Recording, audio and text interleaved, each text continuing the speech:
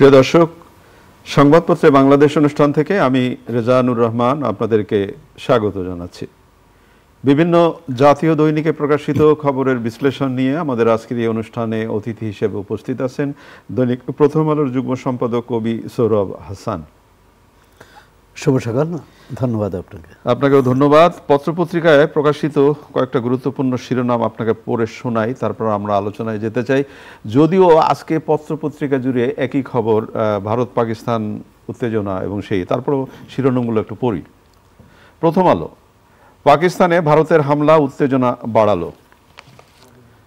দৈনিক যুগান্তর, 24 ক্ষেপণাস্ত্র ছুড়েছে ভারত, 31 জন বেসামরিক নিহত, আহত 57, চরম প্রতিশোধ নেবে পাকিস্তান। দৈনিক সমকাল, ভারতের হামলা পাকিস্তানের জবাব। বাংলাদেশ প্রতিদিন, ভারত পাকিস্তান যুদ্ধ শুরু। মানব জমিনের শিরোনাম, ভারতের অপারেশন সিঁদুর, পাকিস্তানের করা জবাব। খবরের কাগজের শিরোনাম, ভারত পাকিস্তান সর্বাত্মক যুদ্ধের পথে। কালবেলার শিরোনাম, ভারতের হামলা জবাব দিল পাকিস্তান। আমার দেশ, ভারতীয় হামলার করা জবাব পাকিস্তানের। দৈনিক করতোয়া, সংঘাতে জড়ালো ভারত পাকিস্তান। দৈনিক দিনকাল, ভারত পাকিস্তান সংঘাতে নিহত 41। রূপালী বাংলাদেশ, যুদ্ধের দ্বার প্রান্তে ভারত পাকিস্তান। আমাদের সময় পাকিস্তানে ক্ষেপণাস্ত্র হামলা ভারতের। দেশ রূপান্তর, সংঘাতে ভারত পাকিস্তান। দৈনিক জনকণ্ঠ, যুদ্ধ পরিস্থিতিতে ভারত পাকিস্তান, পাল্টাপাল্টি হামলায় নিহত 46, 5 ভারতীয় জঙ্গি বিমান ভূপাতিত, 2 দেশের 550 ফ্লাইট বাতিল।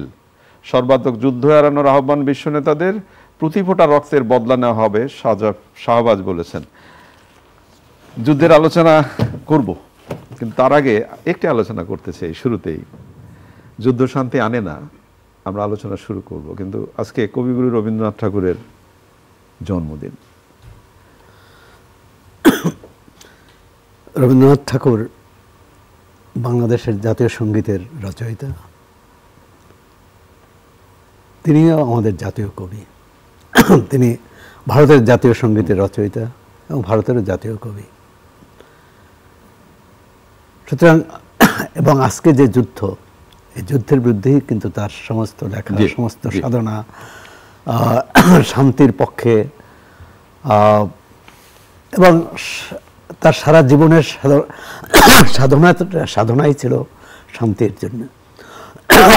এমনকি তিনি যে শান্তি নিকেতন করেছেন, মানে এটা নামের সাথে চিন্তা করুন যে শান্তি, এবং সেই শান্তি নিকেতনে সারা বিশ্বের বুদ্ধিজীবী, লেখক, পণ্ডিত, কবি, তাদের সম্মেলন ঘটেছিল। সারা বিভিন্ন ভাষার, সে জাপান থেকে ইউরোপ পর্যন্ত, মধ্যপ্রাচ্য থেকে চীন, এই যে একটি বিশ্বকে বিশ্বকে এক ধরনের বিশ্বকে হাতের কি বলে এক ধরনের এক জায়গায় নিয়ে আসা, মানে রবীন্দ্রনাথকে যদি আমরা অনুসরণ করি তাহলে পৃথিবীতে এত হানাহানি, ঠিক এই যে যুদ্ধের সময় যে সময় বলা হচ্ছে, সেই সময় তো রবীন্দ্রনাথের কবিতা আমাদের অনেক ঐক্যবদ্ধ করবে। রবীন্দ্রনাথ কিন্তু 2টি বিশ্বযুদ্ধ প্রত্যক্ষ করেছেন। আমাদের মুক্তিযুদ্ধে রবীন্দ্রনাথ প্রেরণা, আমাদের যে কোনো সংগ্রামে রবীন্দ্রনাথ প্রেরণা, আমাদের শান্তির পথেও রবীন্দ্রনাথ প্রেরণা। প্রিয় দর্শক, আজকে সারা দিন জুড়ে চ্যানেল আইতে রবীন্দ্রনাথের জন্মদিন উপলক্ষে নানা ধরনের অনুষ্ঠান আছে, আপনারা নিশ্চয়ই দেখবেন আশা করছি। আমরা একটু পত্রপত্রিকায় প্রকাশিত শিরোনামের দিকে আরো যেতে যাই। যে শিরোনাম প্রত্যেকটি পত্রিকাতেই বেশিরভাগ আছে যুদ্ধ। আগেই বলেছি যে যুদ্ধ কখনো শান্তি আনে না, কিন্তু তারপরেও মানুষ দেশে দেশে মানুষ যুদ্ধে জড়ায়। এই যুদ্ধে জড়ানোর কারণ কি? এক এক ধরনের কথা বলেন। অস্ত্র বিক্রির জন্য যুদ্ধ, নানা ধরনের কথা বলেন। 24 ক্ষেপণাস্ত্র ছুড়েছে ভারত, 31 জন বেসামরিক নিহত, আরো 57, আহত 57, এবং চরম প্রতিশোধ নেবে পাকিস্তান। এখানে ছোট্ট করে যদি শোনাই, প্রতি ফোঁটা রক্তের বদলা নেওয়া হবে, শাহবাজ বলেছেন। 75 থেকে 80টি যুদ্ধবিমান হামলা চালিয়েছে ইসকাকদার বলেছেন, এবং 5টি যুদ্ধবিমান ও 1টি ড্রোন ভূপাতিতের দাবি পাকিস্তানের। ভীরু কাপুরুষদের মতো রাতে হামলা চালিয়েছে ভারত, বিলোয়াল ভুট্টো। না, এই তো পাল্টাপাল্টি হবেই। যেখানে আর আমরা তো এতদিন দেখেছি পাকিস্তান ভারতে যে কথার যুদ্ধ, বাক্যবান। এখন বিশেষ করে সেই পর্যটকদের হত্যার পরে, যে পর্যটকদের উপর সন্ত্রাসী হামলার পর এখন পাকিস্তান প্রতিশোধ নেওয়ার কথা বলছে, ভারতও তো প্রতিশোধ নেওয়ার কথা বলছে, যে সন্ত্রাসী হামলার প্রতিশোধ এটি। এবং ভারতের পক্ষ থেকে বলা হয়েছে কিন্তু যে তারা পাকিস্তানে কোনো সামরিক বা বেসামরিক ঘাঁটিতে তারা হামলা করেনি, বেসামরিক স্থাপনা বা সামরিক ঘাঁটিতে তারা হামলা করেছে সন্ত্রাসী এবং তাদের প্রযুক্তির মাধ্যমে সন্ত্রাসী ঘাঁটিগুলোতেই তারা হামলা করেছে। এবং দেখলাম যে সন্ত্রাসী সেখানকার বেশ কয়েকটি গোষ্ঠীর তারা নেতাও মারা গেছেন। আবার বেসামরিক এই ধরনের হামলায় তো বেসামরিক লোকও মারা যাবে।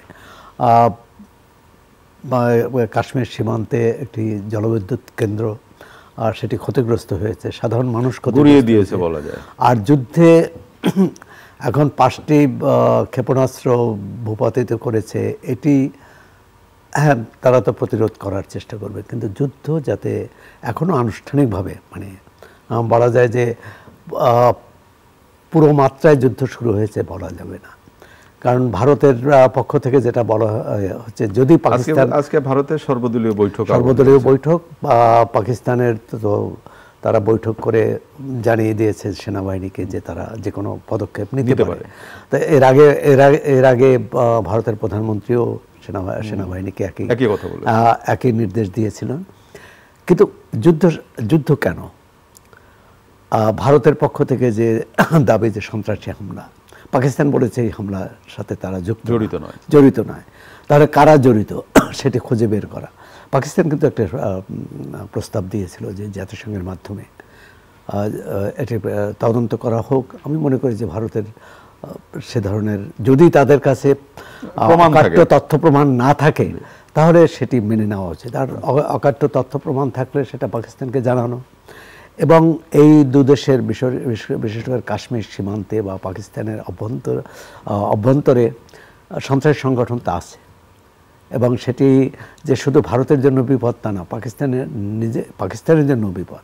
পাকিস্তানের সামরিক ঘাঁটিতে হামলা, আপনার যাত্রীবাহী ট্রেনে হামলা, মানে বিভিন্ন সময় তো এমনকি পাকিস্তানের সাবেক প্রধানমন্ত্রী বেনজির ভুট্টো তো সন্ত্রাসী হামলায় জীবন দিলেন। সুতরাং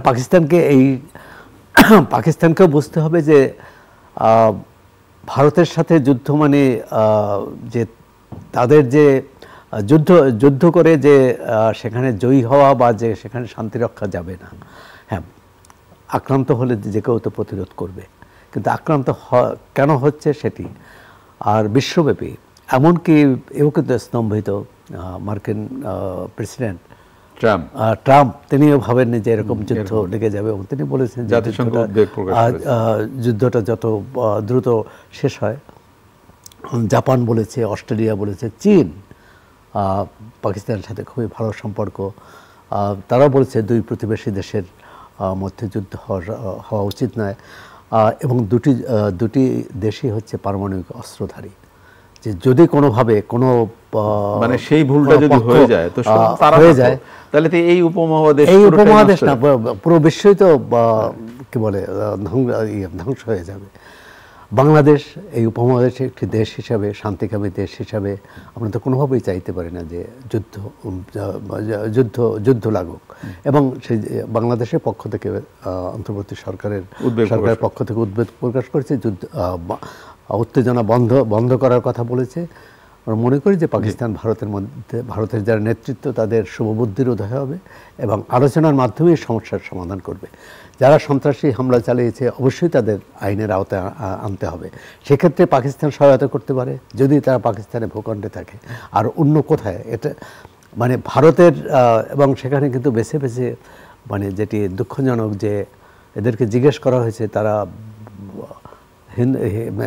মুসলমান কিনা, মুসলমান হলে তাদেরকে তাদেরকে হত্যা করেনি, নারীদের হত্যা করেনি।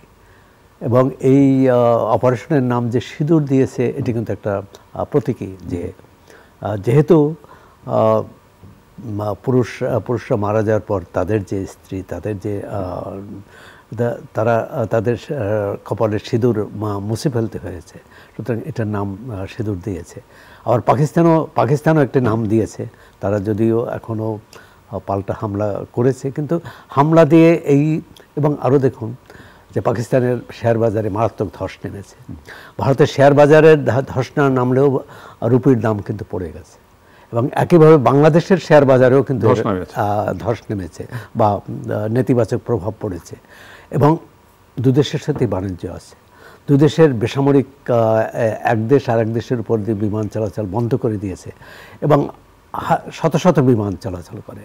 এবং সেটি তো শুধু ভারতীয় বা পাকিস্তানি বিমান না, সেটি আন্তর্জাতিক ওই ভূখণ্ডের উপর দিয়ে, আকাশ সীমার উপর দিয়ে যত বেসামরিক বিমান যায়, যাত্রীবাহী বিমান যায়, তাদের জন্য তাহলে অন্য পথে আসতে হবে। কত মানুষ বিমানবন্দরে যে আটকা পড়েছে।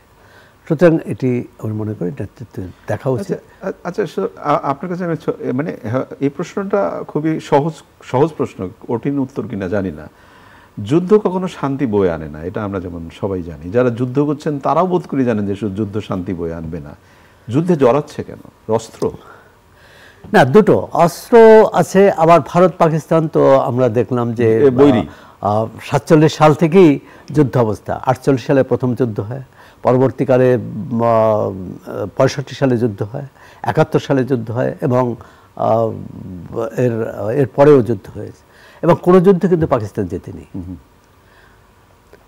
71-এর যুদ্ধ হয়েছে তো বাংলাদেশ সেখানে বড়, বাংলাদেশকে কেন্দ্র করি, কারণ বাংলাদেশ দখল করেছিল পাকিস্তানিরা, এবং সেখানে ভারতীয় বাহিনী বাংলাদেশের মুক্তিযুদ্ধে সহযোগিতা করেছে, সহযোগী হিসেবে সেই যুদ্ধ। এবং সেটাও কিন্তু পাকিস্তান শুরু করেছে, যে পাকিস্তান যখন দেখছে যে বাংলাদেশকে তারা আর হাতে রাখতে পারছে না, তারা এখানে যুদ্ধে টিকতে পারছে না, তখন ভারতের বিরুদ্ধে যুদ্ধ ঘোষণা করলো যে তাহলে এটি আন্তর্জাতিক রূপ নেবে, দ্বিপক্ষীয় যুদ্ধের রূপ নেবে, বাংলাদেশের মুক্তিযুদ্ধের বিষয়টি পেছনে পড়ে যাবে।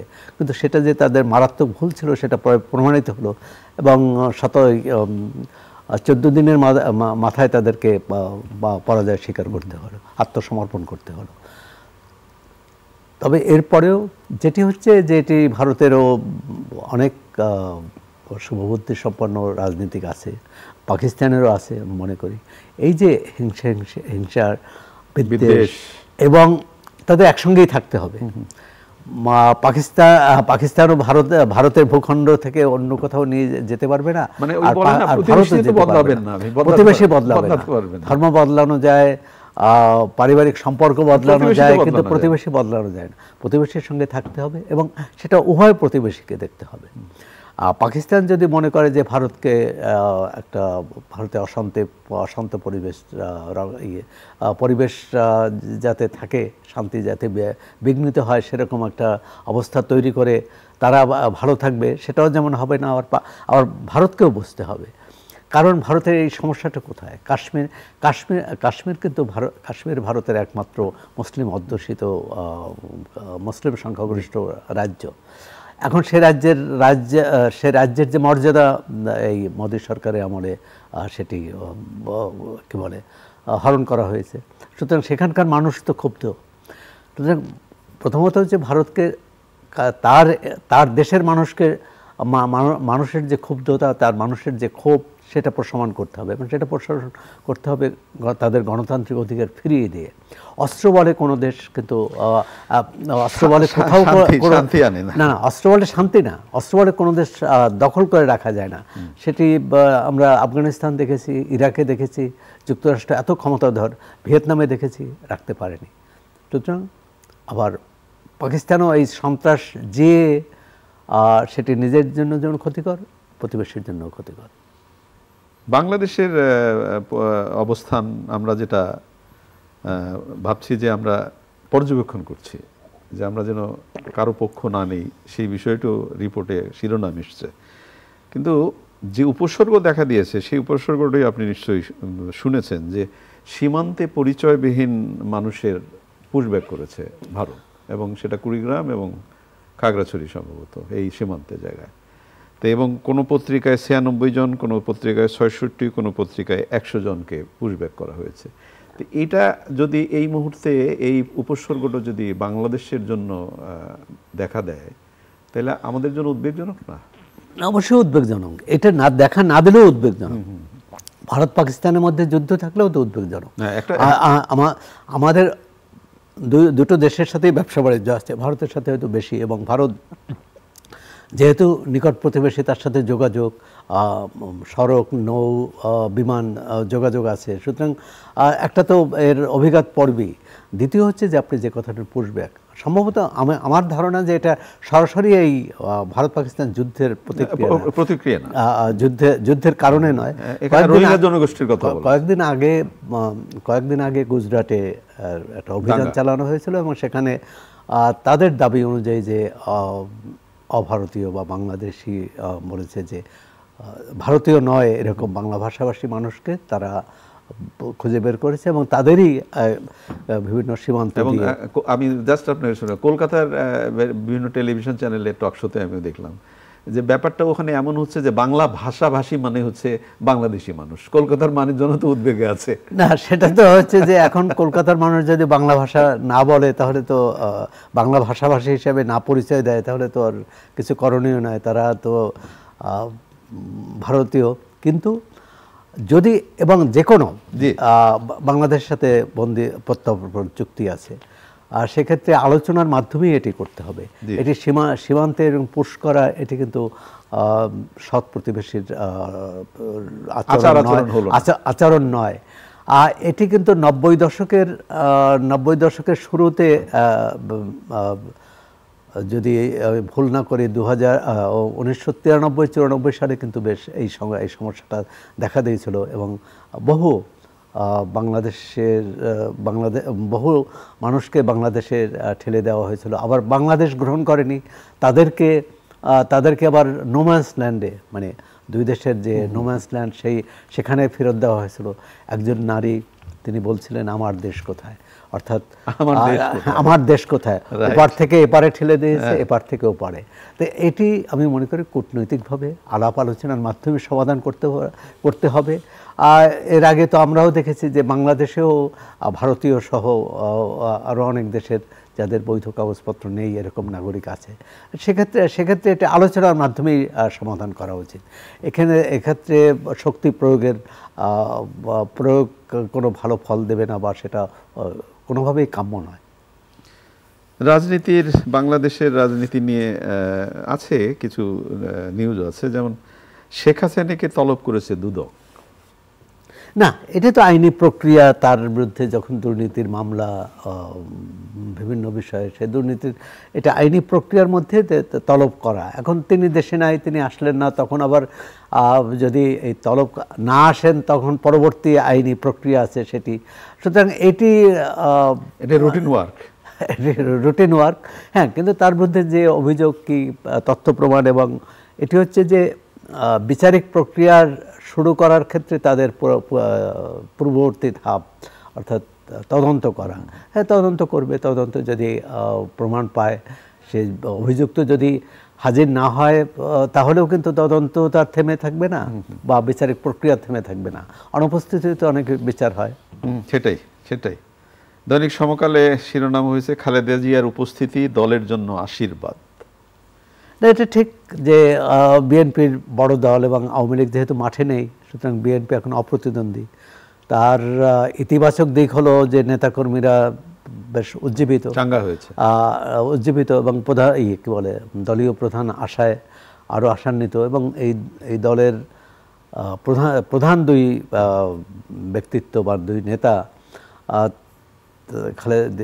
খালেদা জিয়া এবং তারেক রহমান বিদেশে। তো সেক্ষেত্রে দলীয় প্রধান দেশে আসায় তারা তো উজ্জীবিত হবে, আশান্বিত হবে, এবং এক ধরনের তাদের মধ্যে উচ্ছ্বাস থাকবে। আর আমি মনে করি যে তিনি রাজনীতিতে সক্রিয় না থাকলেও, অর্থাৎ দলীয় কার্যক্রমে সক্রিয় না থাকলেও, তিনি দলের প্রতীক, ঐক্যের প্রতীক। এই যে ঐক্যের প্রতীক, তাকে সবাই সমীহ করে, সম্মান করে, এবং তাকে ধরে নেয় যে তিনি দল চালাচ্ছেন। মানে আর সেটা এক ধরনের ওই যে আপনি ঐক্যের প্রতীক বললেন, ঐক্যের প্রতীক। এবং অন্য দলের যারা বিএনপি করে না, বিএনপির নীতি কর্মসূচির সাথে একমত নয়, তারাও খালেদা জিয়ার প্রতি একটি আলাদা তার সম্মানের জায়গা আছে, শ্রদ্ধার জায়গা আছে। আমি মনে করি সেটি তার জন্য আরেকজন রাজনীতিক তখনই কিন্তু তার প্রকৃত জনপ্রিয়তার পরীক্ষা হয় যখন তিনি ক্ষমতায় থাকেন না।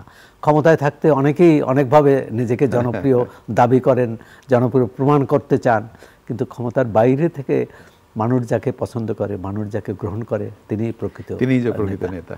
অনেক অনেক ধন্যবাদ আপনাকে। প্রিয় দর্শক, আমরা যে বিষয়গুলো নিয়ে আলোচনা করলাম, যুদ্ধের আলোচনাই ছিল গুরুত্বপূর্ণ। যুদ্ধ কখনো শান্তি আনে না। যুদ্ধ কি সাধারণ মানুষের জন্য? বোধ করি না। সাধারণ মানুষ, পৃথিবীর সাধারণ মানুষ, তাদের কথা ভাববার জন্য যুদ্ধ বন্ধ হওয়া উচিত।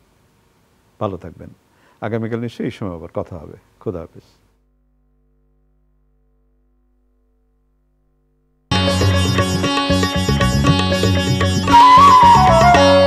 আপনারা দেখছেন চ্যানেল আই। প্রিয় দর্শক, এখন আপনারা দেখবেন সাম্প্রতিক বিষয় নিয়ে মুক্ত আলোচনা অনুষ্ঠান